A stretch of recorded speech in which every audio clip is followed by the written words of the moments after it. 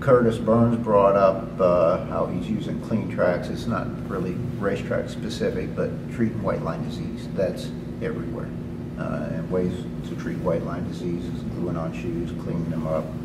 A lot of people use that as a track. One guy said he did something with a sulfur bath that was similar, but trying to treat heel scratches, and he found that it improved the hoof quality by giving the horse a bath, with actually trying to treat something that didn't have anything to do with the feet, but he saw improvement in the heels, which is, as I said, clean tracks, or he said sulfur and mineral oil, but basically you're doing the same thing. I think Curtis was also talking about the helping with the wall separation, that it clean tracks will penetrate a little deeper, and he wraps it up, and you get a kind of a mealy little foot that you can. It's kind of crumbly and mealy and stuff, and you can use that clean tracks, and we got into that and how well it cleans that foot up. And to actually open up the wall separation, not just keep shoe in the wall separation. And he was doing it on a Grand Prix horse. Curtis is a guy that does a lot of race horses and went to the Grand Prix, seeing wall separations there that are kind of ignored, and they get to the point where, without really showing much visibly to the hoof from the outside, is causing lameness.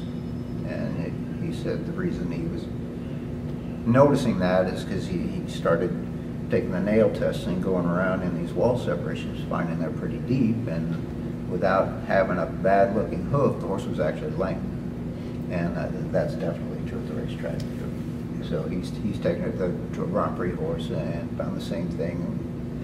Did these kind of treatments with the poly, the glue on shoe, or basically anything that you can support the hoof wall with, and address the wall separations. Yeah, with the clean tracks. So these are just some of the examples that we used on that transition from the racetrack to the farm.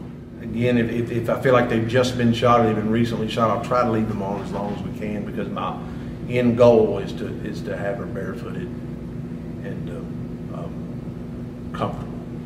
Yeah, and talking about taking horses from the track to the farm, not always talking about taking shoes from the track to different places, but when you take a horse from the track to the farm, there's a big change. Yeah. I mean, the feet are not ready for what they're going to see at the farm. They've been taken care of in the stall. They don't get near the work that they're going to be in the farm. Now, I understand they're working hard on the track, but it's brief.